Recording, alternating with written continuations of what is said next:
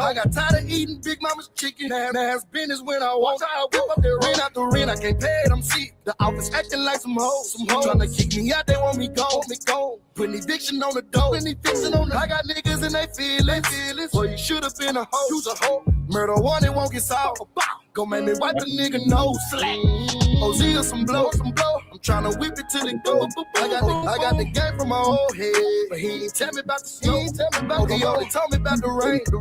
He ain't tell me niggas cold. My partner tried to cross me out. For a ratchet ass hoe. That's a shame, my nigga. Yeah, I was down on my dick. I was so broke I couldn't fix.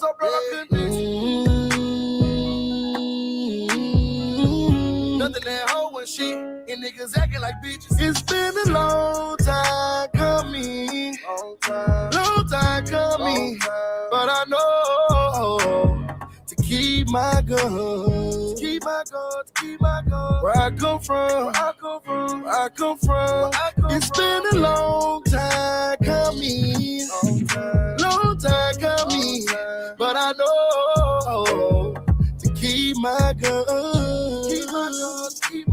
Where I come from. I stood in the field with that 30 little nigga. My fingers get you for the fed. Remember when niggas ain't like that? Then they treat me like a legend. They say I'm preaching like the red. A nigga sneak me, it get dead. I bring demons to his sex.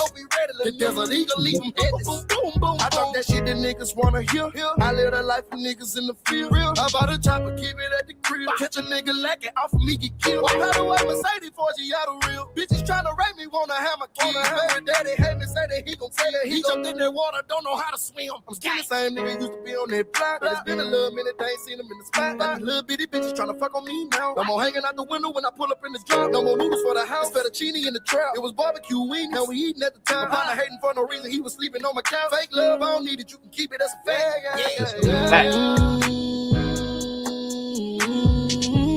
Yeah, I was down on my dick. I was so broke I couldn't fix.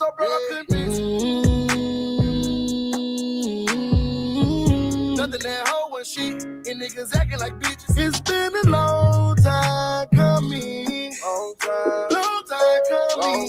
but I know to keep my guns, Where I come from, It's been a long time coming, but I know to keep my guns, Where I come from,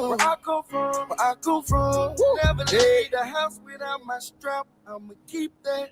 Niggas talking flat behind my back. We gon' sweep that. Yeah.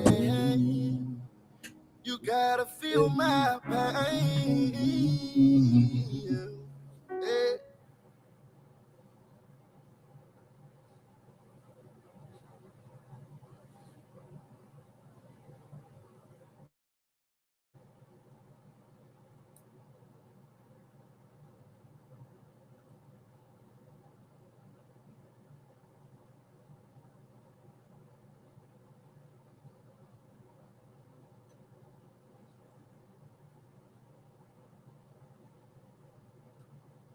Now, y'all know we watched yesterday, and I was going over it.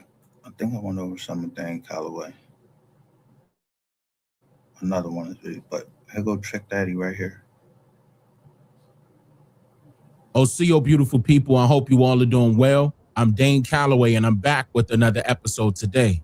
Rapper Trick Daddy says he no longer wants the African American label. This drove some people to disagree with the statement, but thousands agreed with them and said his statement made them respect him even more. Should people be called African Americans if they have no lineage to Africa? Most of you already know what I'm about to do, right? Let's chat about it. Leave a like on this thing before we get to it. Let's get it. OCO, freethinkers. You're now tuned into the realest history. I've never been to Africa. Labeled as African American. Miami, Florida, took to his social media to explain why he doesn't want to be labeled as African American. I'm trying to figure out how Afro get in front of my motherfucking race. I ain't never been to Afro color. I never been to Africa. Afro or Africa. Never been there. I'm not from Africa. I'm born and raised in Goose, Florida. I'm born in Goose, raised in Liberty City in the Poker Bean Project. I ain't never went to Africa, ain't thinking about going there. And I heard it's a beautiful place. Yeah. And I know it's the motherland, yes. But not my mother, not her mother, and not her mother's mother. That ain't their land.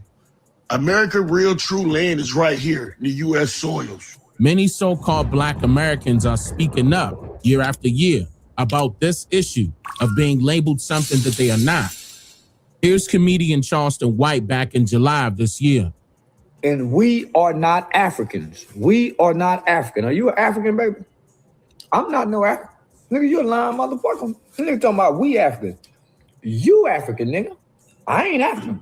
I don't know nobody in my family from Africa. So you a lying motherfucker. I'm talking about we African. Nigga, you. And anybody else talking about we African, I ain't no motherfucking African. Nigga. So back to what I'm saying. Yeah, I don't know where to go in Africa. Nigga talking about we African. Let me go to Africa. And I'm talking about, say, man, I'm an African. No, you ain't. He's from America. He's from America. Yeah, there ain't no mother African. Yeah, I'm Texas. I'm a Texan. A Texas nigga. I ain't no mother African. You can't make me African. Yeah, nigga, I don't look like no African. Yeah, African, black. And African got funny features. They don't look like us. Yeah, you don't see now nigga in Africa look like me. Come on, I'm up from Africa. Now, we often have this discussion over at my main Dane Calloway channel here on YouTube, where I present publicly verifiable evidence that proves American history was taught to us all in reverse. I've been exposing their lies and presenting the truth to the public for a decade now. I share detailed explanations of their patterns of misinformation that I discovered as an expert in investigative research.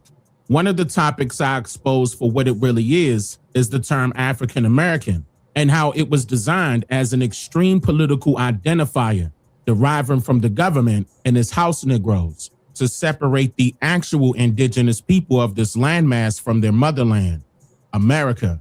This is why you will hear people say that calling yourself African American is political correctness, which is defined as the conformity of prevailing liberal or radical opinion, in particular by carefully avoiding forms of expression or action that are perceived to exclude, marginalize, or insult groups of people who are socially disadvantaged or discriminated against.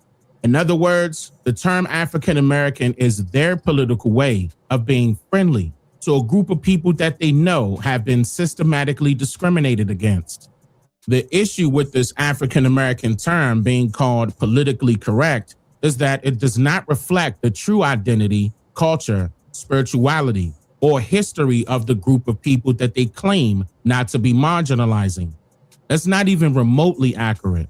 When they said that 12.5 million Africans were captured from some part of the west coast of Africa and then forcefully relocated to America and sold at auction blocks as slaves to employers looking for cheap laborers, it was a lie. The transatlantic slave trade, also known as the Middle Passage, did not happen as we were told. The anonymous writers of American history purposely leaves holes in the stories about this subject so that students and adults can make them make sense by using their imagination. My wife and I wrote a book about this called It Was Told in Reverse, The Untold Truth About the Transatlantic Slave Trade Story. That's available now on my website, DaneMakeYouThink.com. But wait, here, I'll tell you a little secret. Come here.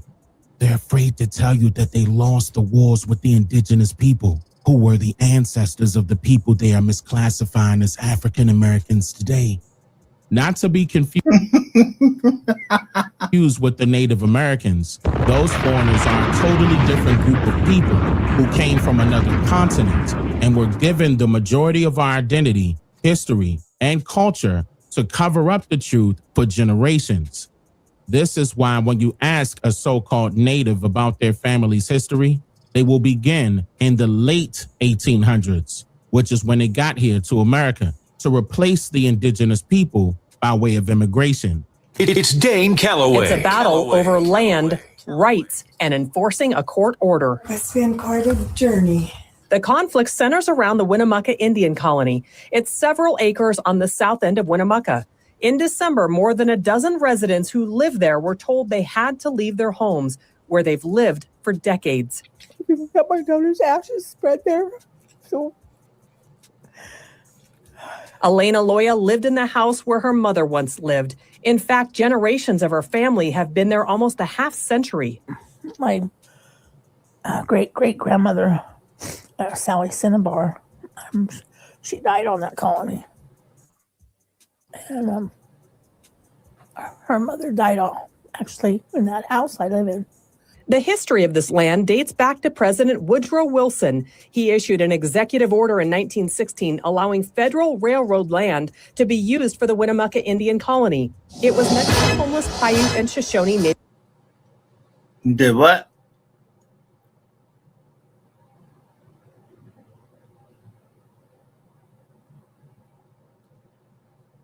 Native Americans. In the past few years, some of the people living on the land, like Jim Ayer, have been intertwined in a legal fight to stay there. I lived there since 1980, and I'm at least 7 to 10 generations. I could trace my ancestry back to 1894. Okay, you heard him say that he is at least 7 to 10 generations back, which is a lie. But then he also says that he could trace his ancestry back to 1894. Now, you may recall that slavery was allegedly abolished in 1863 or 1865, right? Now, how far I done showed you back on the census? I showed a 17, I don't know if I showed that reconstructed 1790 census with my people on there on one side. I show you my grandmother, Delia Solomon. I show you Gabriel Solomon all the way down.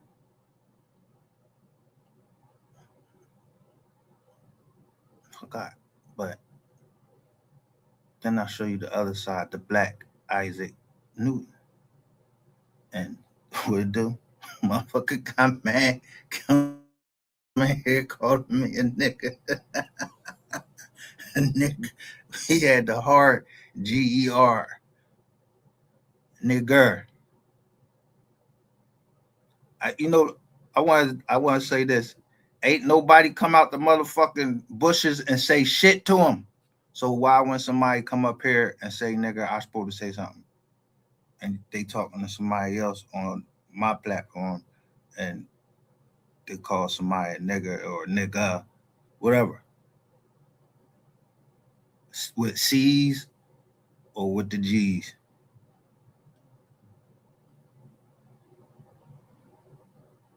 ER with the or the A.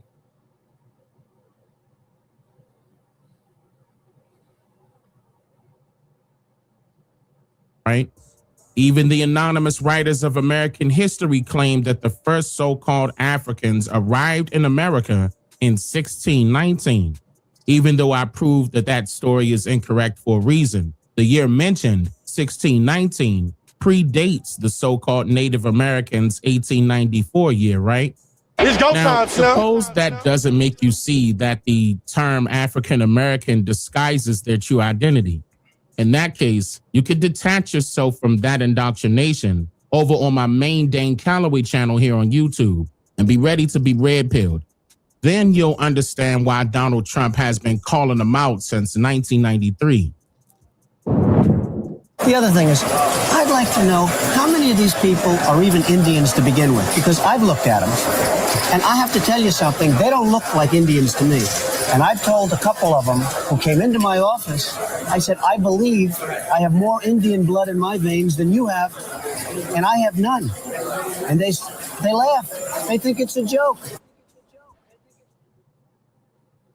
That's probably one of the only truths this man told is that he don't got no Indian blood in him. He don't claim to, but he tell a lot of other falsehoods. But at least he tell the truth about that.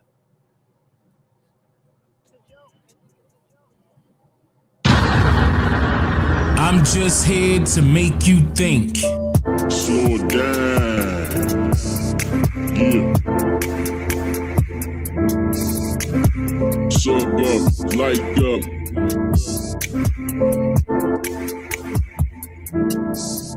Yeah.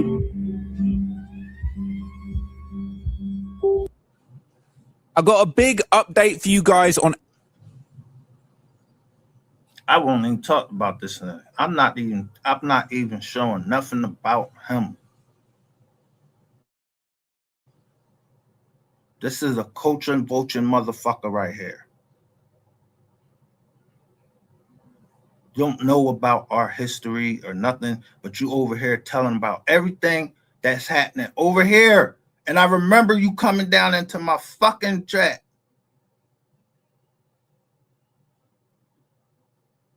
When I'm talking about MO3, you say you was gonna be here. Now you act like you don't want to get the fuck off my computer. But you keep staying on there. I'm gonna catch your ass. That's one thing, Jack. I don't know if you over in the UK or whatever. Where you at? You better stay there.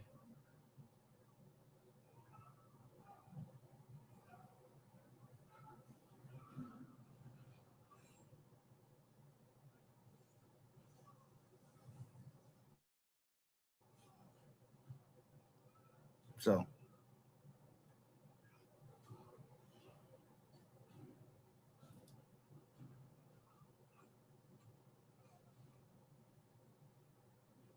now I want to see it defaults to this. Defaults to Dan Calloway now.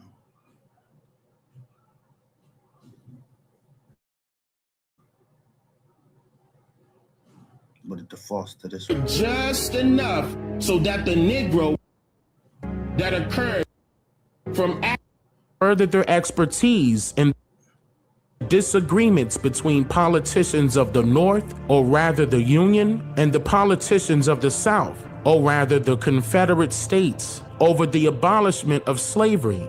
However, the truth is that the Civil War was actually about integrating the free enterprise system with more of the indigenous aboriginals of the American lands, being as though many of our ancestors during this time period were not slaves, but rather indentured servants who were literally sharecroppers that owned farms, banks, and other institutions of business, which in turn allowed both. They own what? Banks.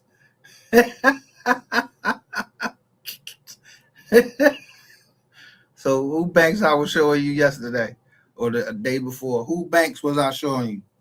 And the name of the banks. Yeah. Where they was at? Georgia.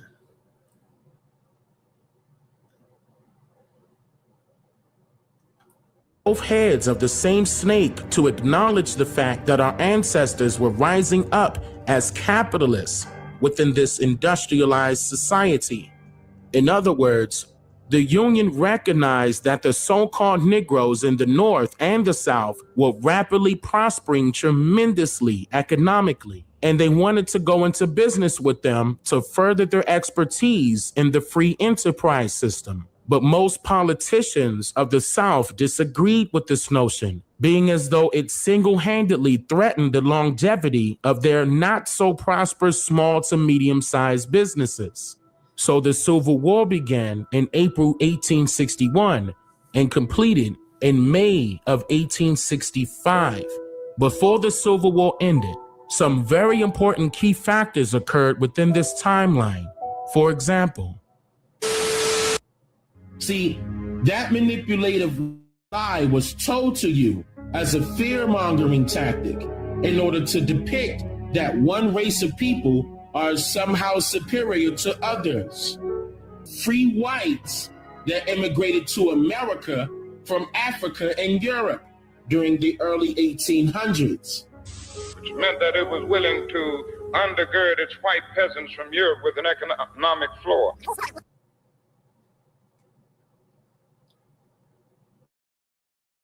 undergirded with what?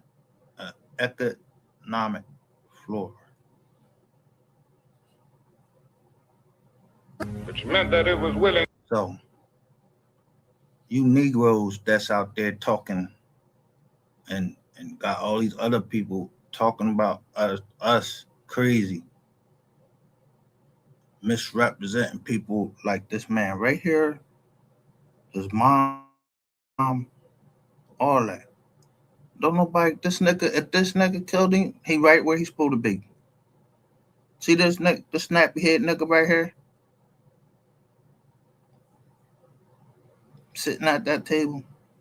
If he killed him or he killed anybody from any tribe, he right where he's supposed to be sitting.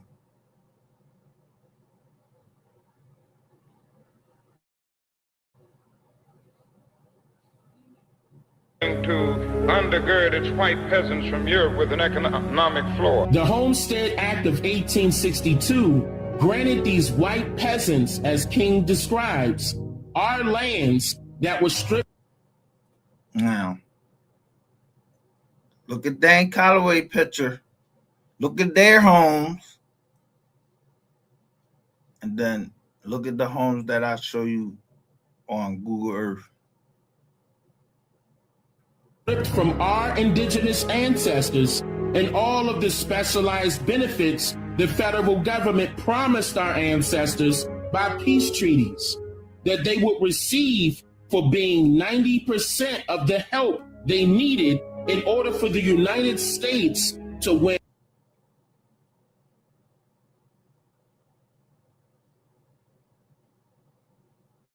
In all 61 documented wars that occurred during the 1800s alone. Side note, the Emancipation Proclamation abolished all forms of slavery the very next year in 1863. The so-called free Negroes and the so-called freed Negroes, along with the so-called freedmen, were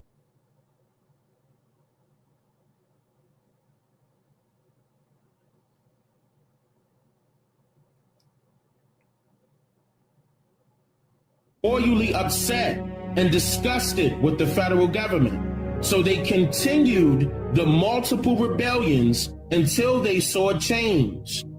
The Homestead Act of 1866 was established by the government that allowed the Negro 40 acres and a mule. But the catch was that the Negro had to buy the land, and the price of the lands were lowered just enough so that the Negro cannot afford it still. This is what King meant by America refused to give the Negro any land. These Homestead Acts gave these foreigners government-funded assistance, where the government hired our ancestors to teach these foreigners how to farm. Now, with government money to teach them how to farm. Because keep in mind, to teach them how to farm. So, what's stopping you from go getting the grant? Teach you how to farm instead of putting up these. But farm, if that's the life you want to live. You want to eat. It depends on what you want to eat now. Where you want to eat. You want to eat at McDonald's or you want to eat something that you grew. My grandmother grew, I told you, gardens. She grew gardens in Philadelphia.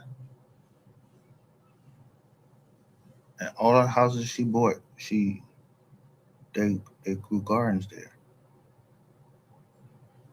She didn't even care that I had allergies, so I had to get out there.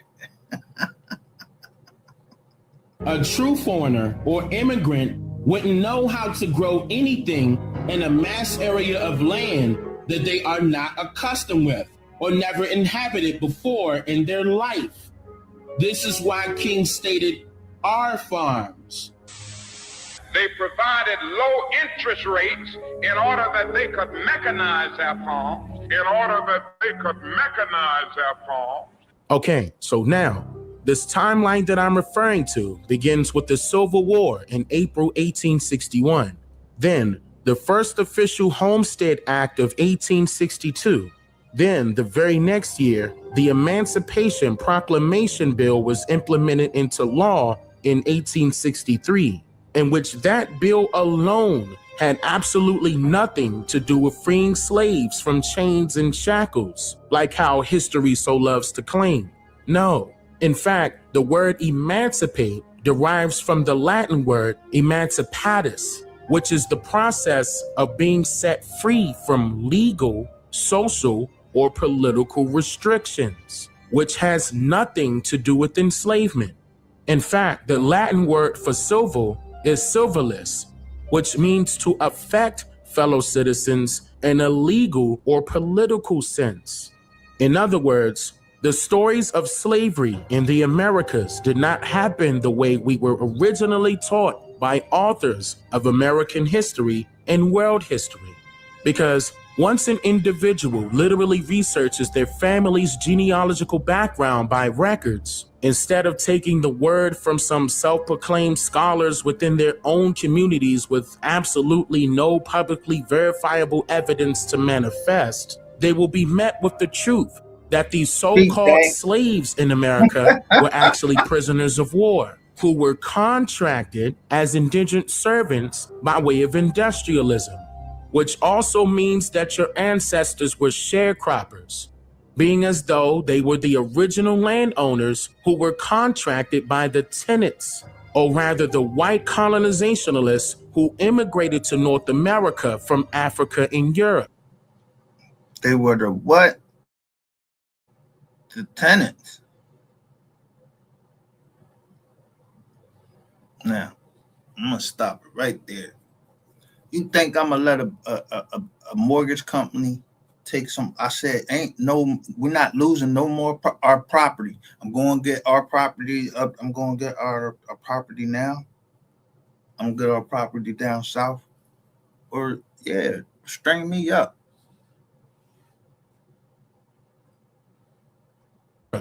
In which these tenants were allowed to use the sharecroppers' land by contract or treaty in return for a share of the crops produced on the sharecroppers' very own land. But this deal went bad, obviously due to a particular group of people that had a totally different hidden agenda in mind.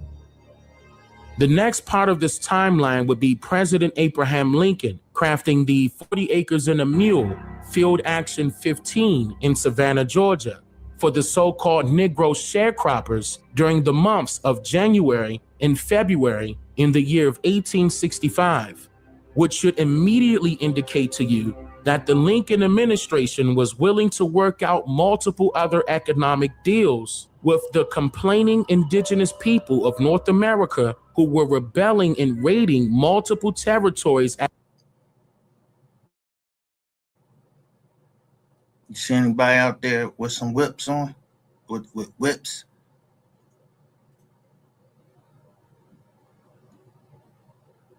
Look at all that land. You got 2 horses right there. You can see some people back there. You don't see no cops, nothing. At this time, due to being betrayed and undervalued by both the local and federal and somebody taking a picture. Governments. So the very next month in March of 1865, Lincoln was sure to create federal banks for the so-called freedmen that fought on both sides of the American Civil War.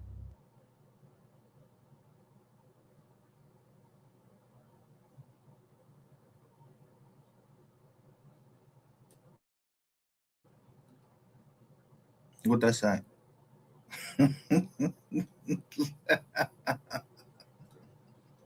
Along with their descendants.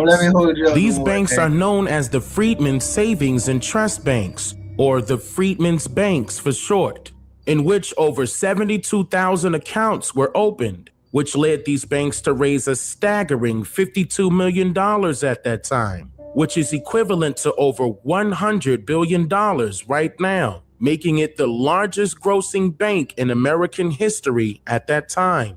Then, the very next month came, and President Abraham Lincoln was assassinated on April 15, 1865, which forced Frederick Douglass to take over the Freedmen's Banks, using tens of thousands of his own sharecropping money, which was a lot of money at that time due to him being a businessman of color, just like millions of our ancestors were.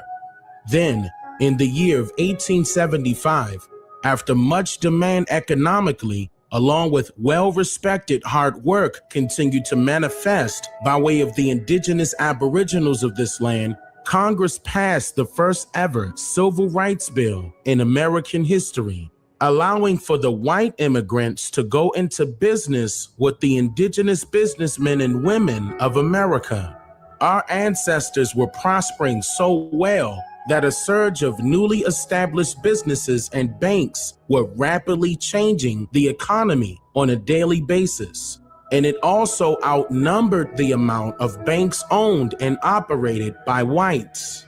This time was uncommonly known as the beginning stages of the civil rights movement, to a point where businesses owned by people of color went from about 3,000 to nearly 60,000 businesses. And the people of color that owned banks went from about 35 banks to nearly 150 banks nationwide, from the years of 1875 all the way until the year of 1934, according to the FDIC and the Federal Reserve.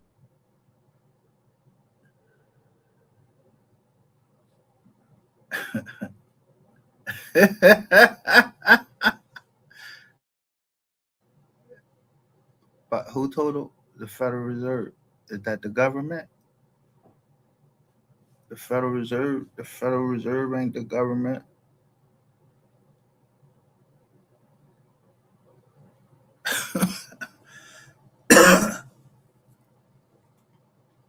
The Federal Reserve is not the Federal Reserve banks. It's not the government.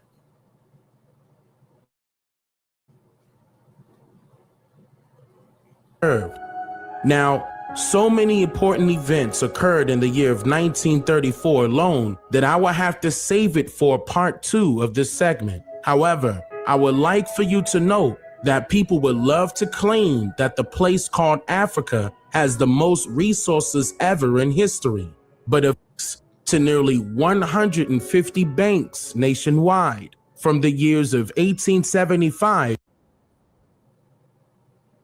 all the way until the year of 1934, according to the FDIC.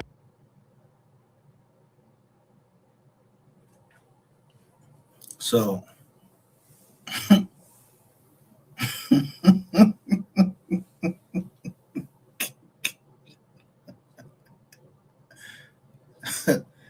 people can manifest whatever the hell they wanna.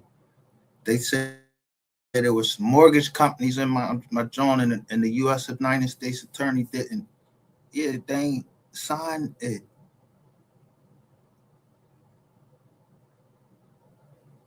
You just went and took that fast money.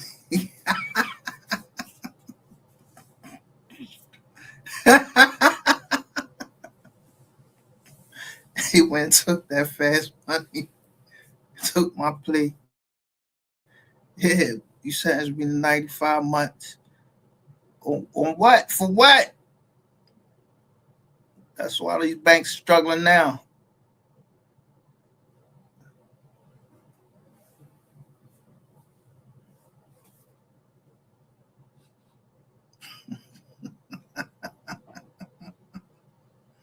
And the Federal Reserve.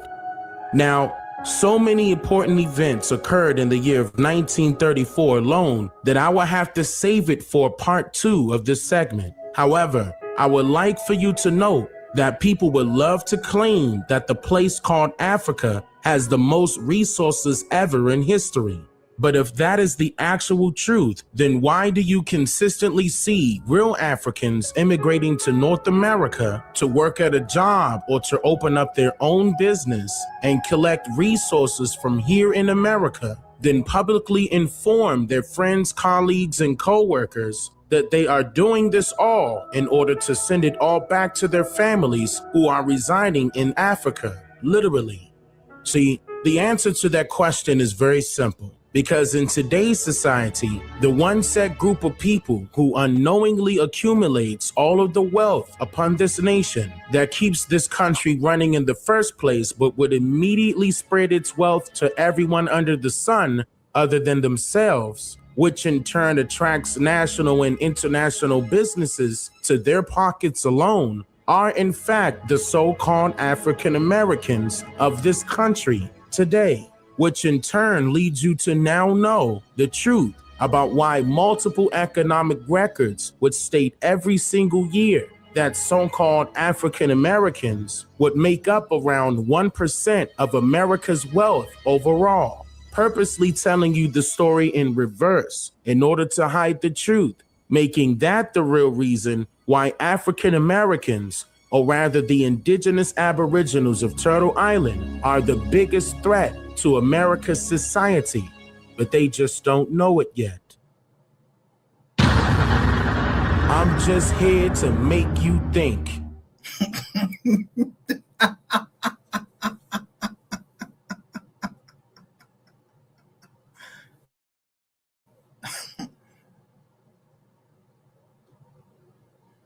So what I'm here to do, I ain't here.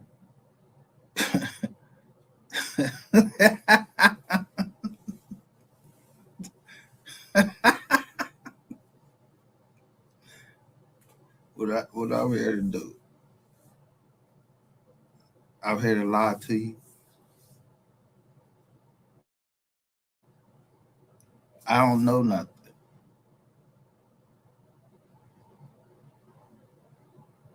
You gotta go back in time, just remember shit.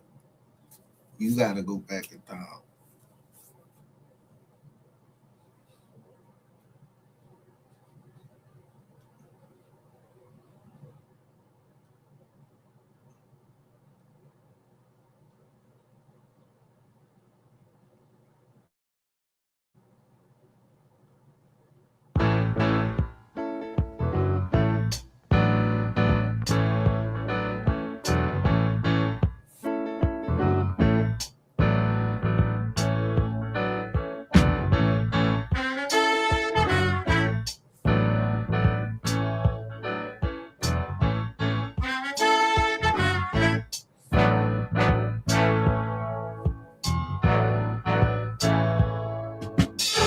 Can't get no rest, don't know how I work all day.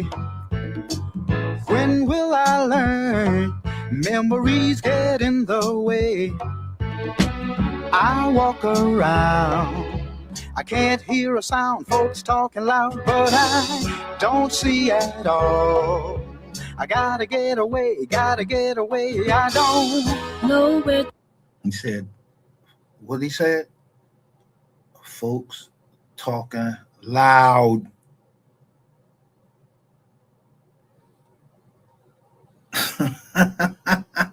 Was they in the military? That shit, that you don't want that smoke. Like,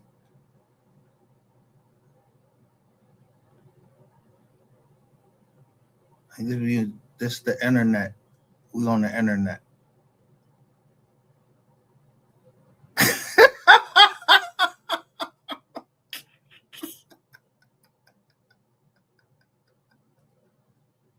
To go, it's hopeless, so I guess I'll leave it alone.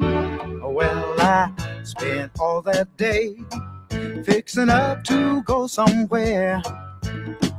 Thought I was late and I found she wasn't there.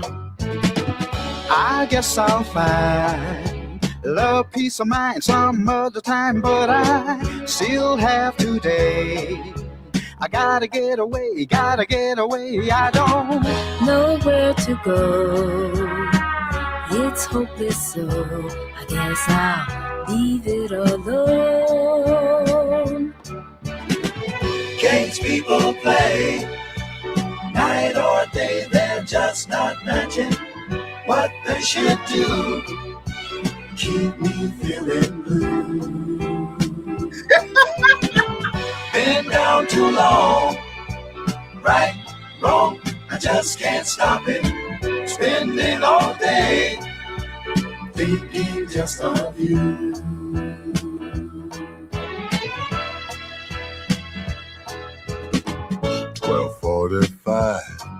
headed for the subway home. Oh, I took my time, 'Cause I felt so all alone. not far away. I heard a funny sound, took a look around, and I Could see her face. smiled as she came, calling out my name. So I know where to go. We'll take it slow. I guess I'll call it a day. Games people play, night or day, they're just not matching what they should do. Keeps me feeling blue. Been down too long, right, wrong, I just can't stop it. Spending all day, thinking just of you.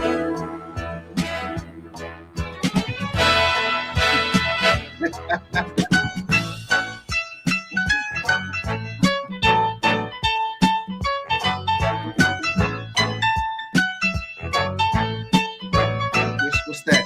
The piano. not far away. I heard a funny sound, took a look around, and I could see her face. Smile as she came, calling out my name, so I know where to go. We'll take it slow. I guess I'll call it a day. Games people play, night or day, they're just not matching what they should do. Keep me feeling blue. Been down too long, right, wrong, I just can't stop it. Spending all day, thinking just of you. Games people play, night or day, they're just not matching what they should do. Keep me feeling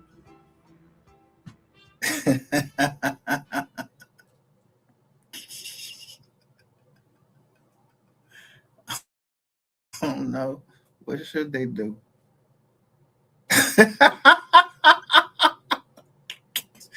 By the way, this shit was right on time.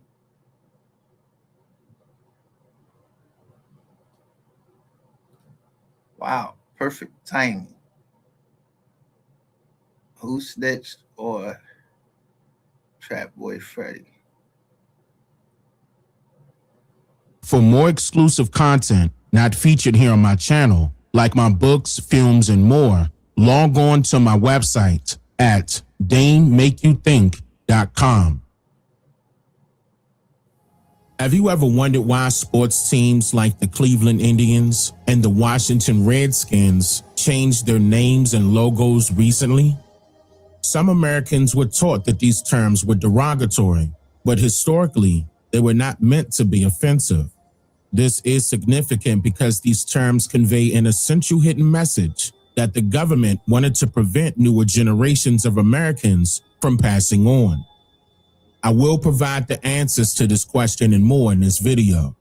Let's get it.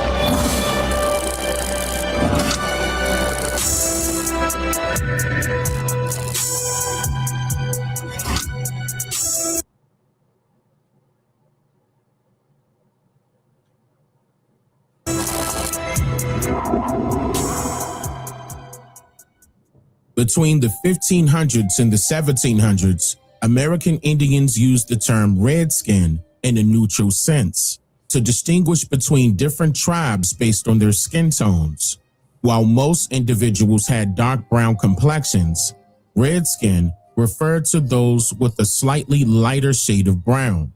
The word Oklahoma comes from the Algonquin phrase Oklahoma, which means red people or red-skinned people. While various indigenous groups used this term, it was explicitly associated with the Delaware people who lived in eastern Pennsylvania, New Jersey.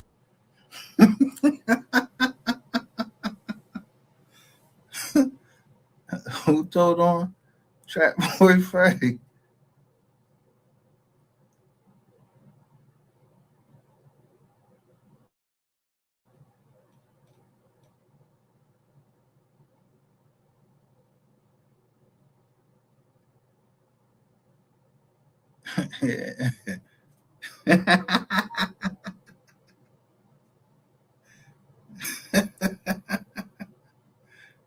I'll show you.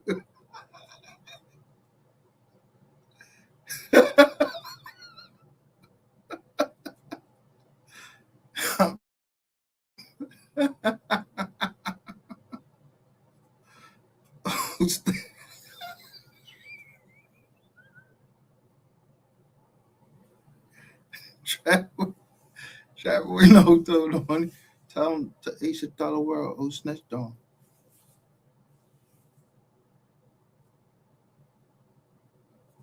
Yeah, I caught a little rat in Jersey.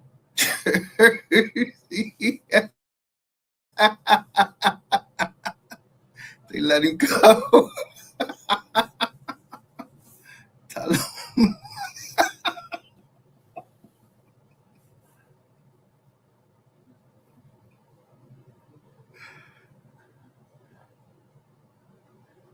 Tell him your man that's snitched on.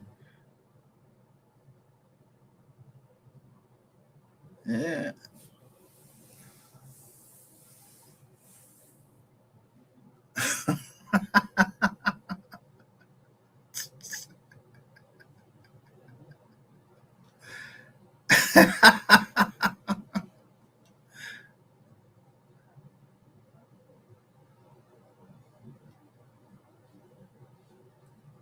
Southern New York State, and New York City.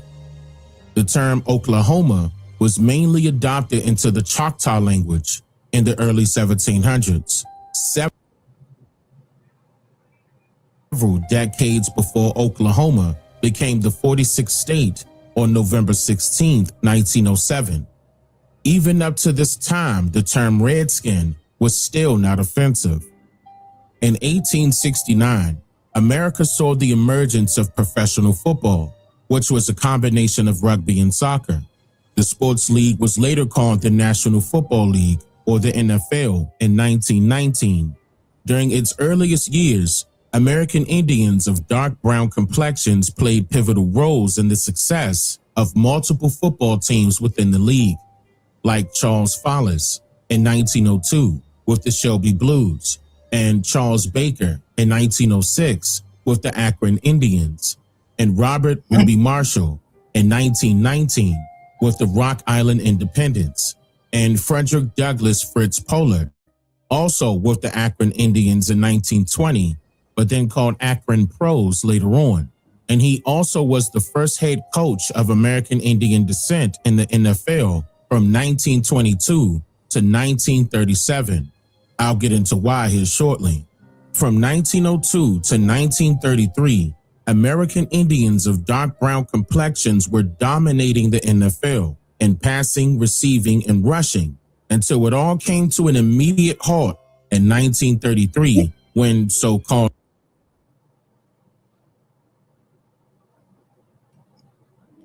1933, it all of a sudden came to a halt.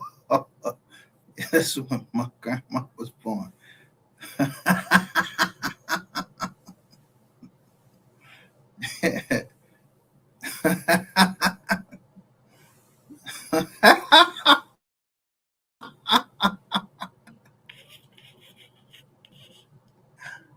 See here, Pauline. My mom, that's my mom who raised me. Colored men were banned from playing in the league. On July 5th, 1933, NFL's Boston Braves owner, George Marshall, announced in the Hartford Courant newspaper that his team would now be known as the Boston Redskins. Plenty of people would tell you that the owner changed the name of the team because the Redskins had an Indian head coach at that time. But the owner corrected them in the article by stating, quote, "So much confusion has been caused by a football team wearing the same name as the National League Baseball Club that a change appeared to be absolutely necessary. The fact that we have in our head coach, Lone Star Dietz, an Indian, together with several Indian players, as not as may be suspected." Look,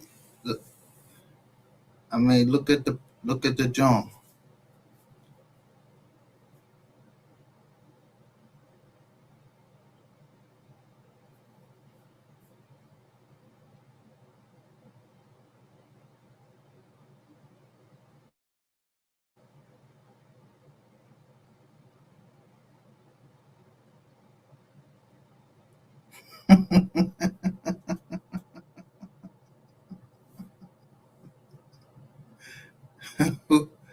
Who the fuck is Lone Star Funding? Look.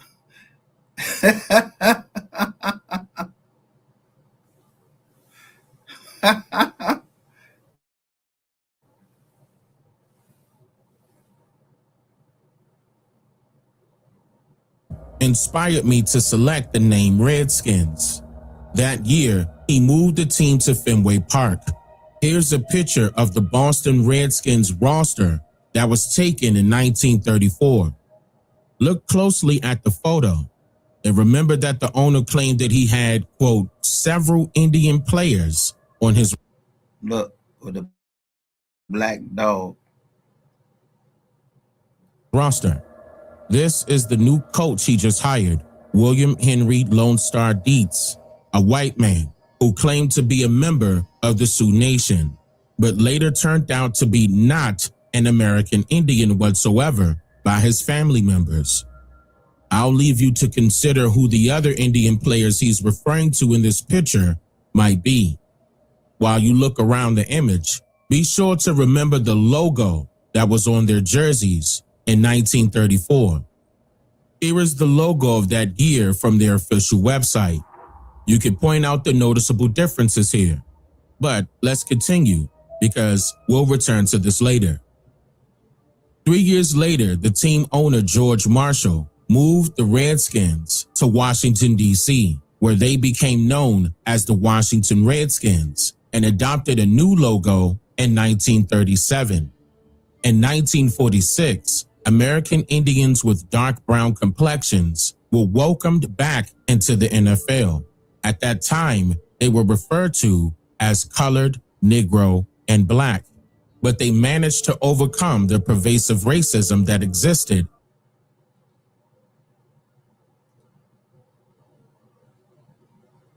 Blacks overcoming adversity,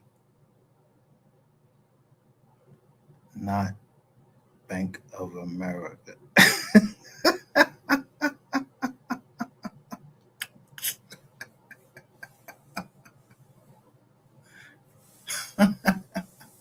November the 8th. The BOA group.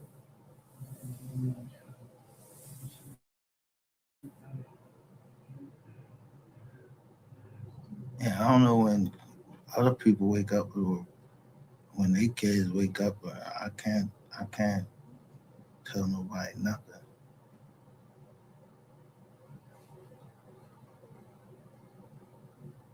I showed you the paperwork and then the revival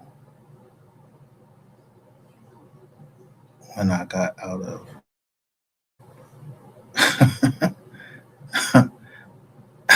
prison, where I shouldn't have been there in the first place that long, but I ain't tripping.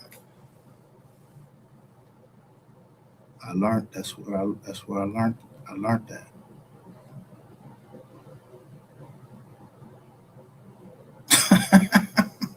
The law.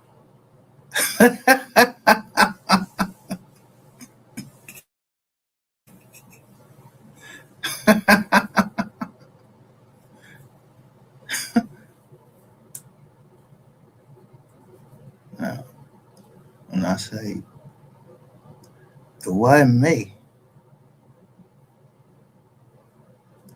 and what call of mine anybody used against anybody that got indicted and your name appear on some paperwork, my name can't appear on somebody's paperwork?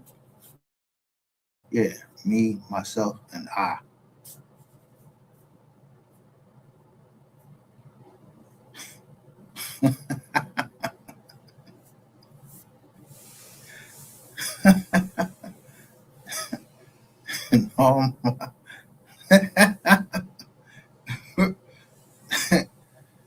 I must be schizophrenic or something. I don't know. They said I'm bipolar. It's a disorder.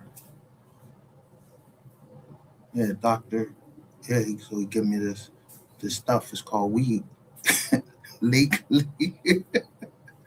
To smoke.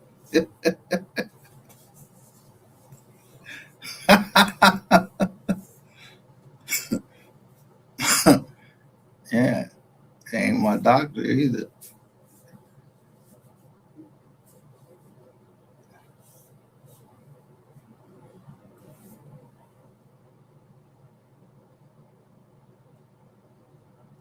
While successfully dominating all records across the NFL during that era. At that time, the term redskin was not considered offensive.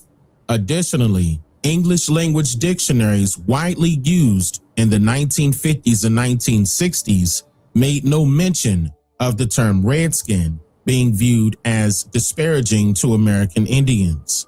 For example, the 1952 edition of the Universal Dictionary of the English Language described redskin as a Native American Indian, a red man, but does not refer to the word being offensive.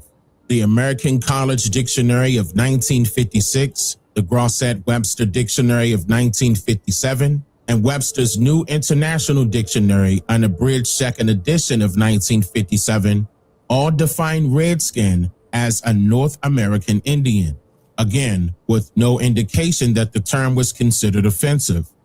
In the American Heritage Dictionary of the American Language of 1969, produced more than a decade later, the exact definition is given, but with the qualification that the term is informal, which may be a recognition that redskin was phasing out of everyday usage by the end of the 1960s.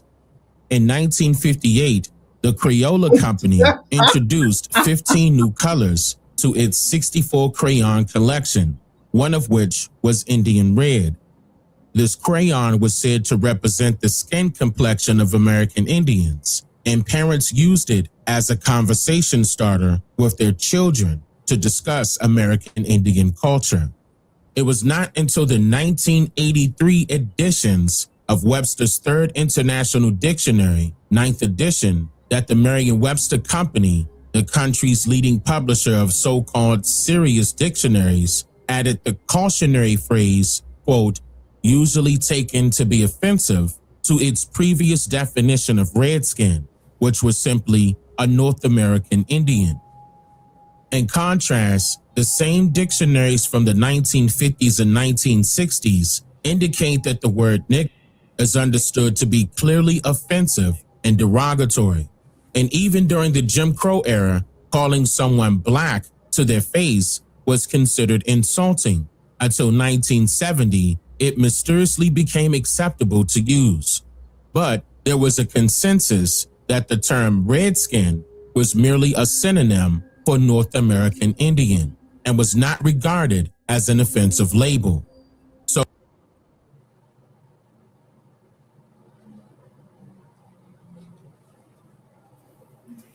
So you heard I'll show you Tanny Robinson.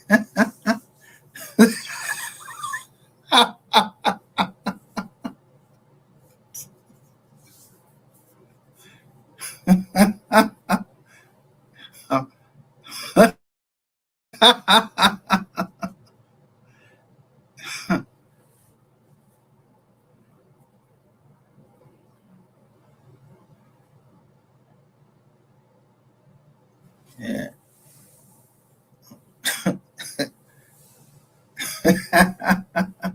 He told on somebody? Nah, not my Uncle Tanny. Or Tanny Newton, none of them.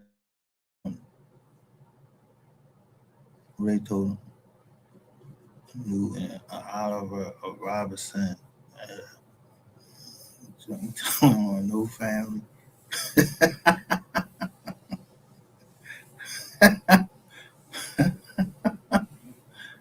He told him no family. Let me say again. We ain't telling on no family. We don't know nothing.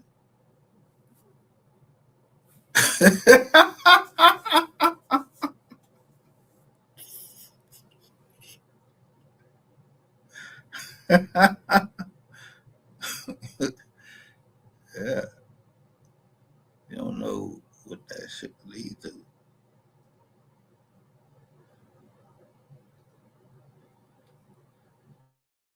So you just better.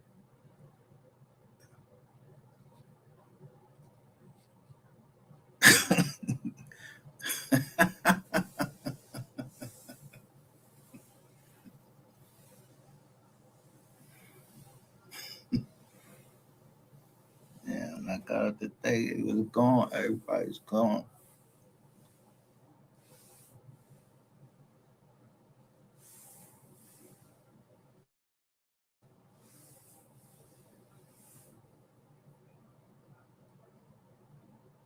Yeah, from outside.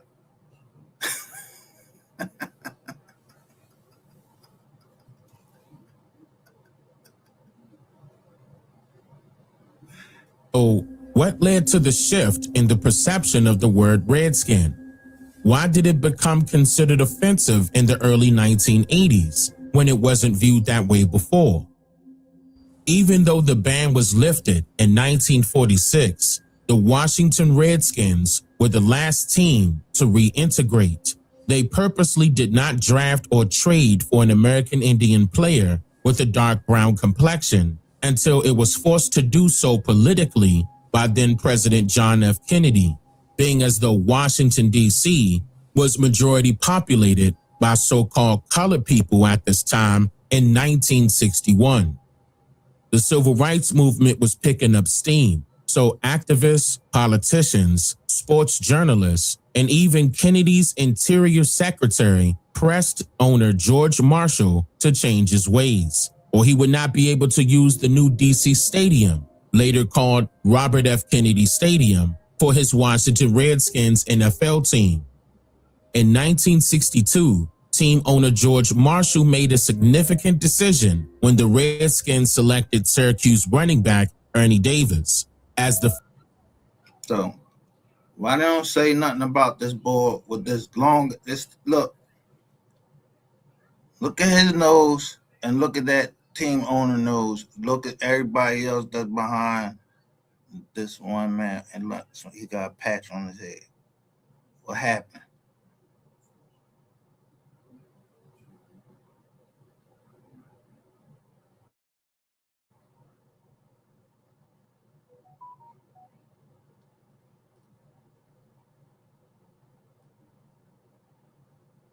What happened to why you got a patch right there? Come on.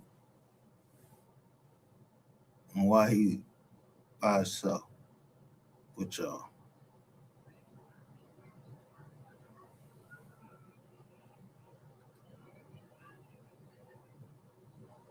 First pick in the draft. Although Davis was later traded, the Redskins went on to sign 5 American Indian players, including future Hall of Famer Bobby Mitchell. Bobby stated to reporters that he personally never had any problems with George Marshall, but he did encounter considerable hostility from fans, particularly among the so-called black community. We would come to Washington and beat them up, and only because they had no blacks, so we played even harder. Today at age 77, Bobby Mitchell is retired from the Redskins front office, a former superstar receiver with more than 14,000 combined yards in the air and ground. Did you want to come here? No. It never crossed my mind I'd ever be a Redskin. He got his start after the University of Illinois for the Cleveland Browns. He was in the backfield with Jim Brown. When I finally came here, it never dawned on me, and I don't know why. Washington is in the South. He continued at a Pro Bowl pace once he was traded to D.C., but when off the field, it's no exaggeration to say that Bobby Mitchell caught hell in a segregated Washington, D.C. I couldn't go in restaurants. Barbershops, the same thing you'd get across the Mason-Dixon line. He played for about 10 years in the NFL. There were 4 Pro Bowls. So you couldn't get across the Mason-Dixon line. And I'm telling you, I'm not playing about my daughter, or you ain't coming from New York.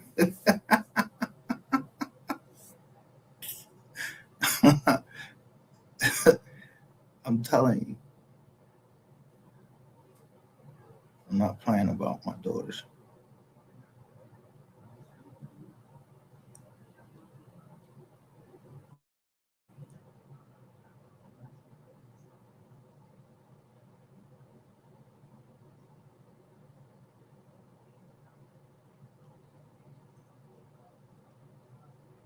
Twice he led the league in receiving. And how about those 83 touchdowns? And Bruce, you have to remember one other thing. I don't know if people ever even think about it. Bobby Mitchell wasn't loved by the black folks. We wasn't their class. So there was a lot of things my kids couldn't do and my wife couldn't do. The bourgeoisie type. So I got that going against me, and I got the whites saying, I don't like you, and the names.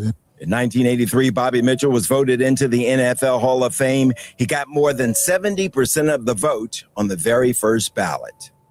Would it have been okay for you to just be an average player, role model, or did you have to be great?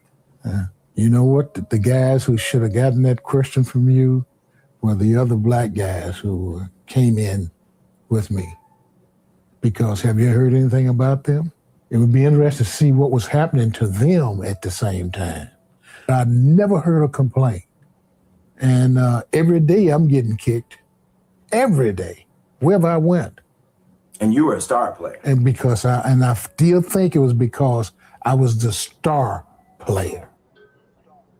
The discussion about the Washington Redskins name being offensive to some people gained public attention in the early 1990s. In 1992, after the Redskins reached the Super Bowl, some activists staged protests against the team's name. The then owner, Jack Ken Cook, stated, quote,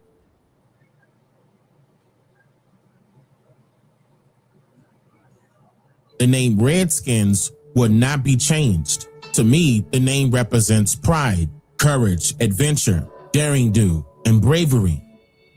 In 2020, following the George Floyd protests, various aspects of society that were deemed offensive were closely scrutinized, largely due to the heightened attention from social media and the Black Lives Matter movement. As a result, the name and logo of the Washington Redskins faced considerable backlash and were ultimately removed. The team temporarily adopted the name Washington Football Team until a new name could be established. Additionally, the team's owner, Dan Snyder, was already facing criticism for fostering a negative workplace environment and for multiple allegations of sexual.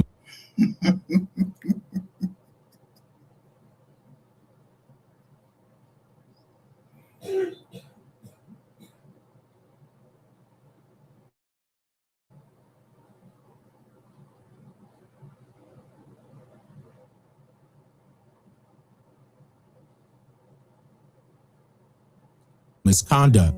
The team was eventually called the Washington Commanders. Millions of fans of the team and the NFL were unhappy with the name change and expressed their opinions on the matter. This included me and several politicians urging the government to intervene and reinstate the name. It was noted that the Washington Redskins had received the blessing of American Indians, both in the past and currently, to use the name and logo. On November 13, 2024, Senator Steve Daines of Montana criticized the NFL for its blatant censorship and urged the return of Washington's previous logo. Here's the video. Madam President, I rise today to talk about the need to right a wrong. The National Football League and the Washington Commanders must do more to honor the Commanders' Native American heritage, as powerfully symbolized by the team's former iconic logo. And they must commit to never, ever again censor it or degrade it. Here's the story. This is a photograph from the 1960s of Blackie Wetzel and Senator Robert F. Kennedy. Blackie Wetzel was a member of the Blackfeet Nation in Montana and served his people and the country in many roles throughout his life, including chairman of the Blackfeet tribe and president of the National Congress of American Indians. In 1971, Blackie met with George Herbert Allen, who was then the head coach and the general manager of Washington's premier professional. This is November 13th, 2024. Sports franchise, the Washington Redskins. Knowing that Coach Allen admired and supported Native Americans, Blackie Wetzel encouraged him to replace the team's R logo with something that represented Indian country. Blackie brought Coach Allen pictures of prominent Native American figures, including Blackfeet Chief Two Guns White Calf, who is pictured here on this poster board beside me. On behalf of the team, Coach Allen adopted the now legendary logo that became the symbol of this storied franchise and among one of the most popular in league history.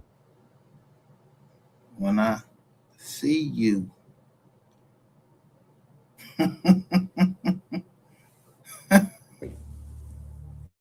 Make no mistake, this logo was inspired, it was envisioned by Blackie Wetzel as a tribute to Native Americans.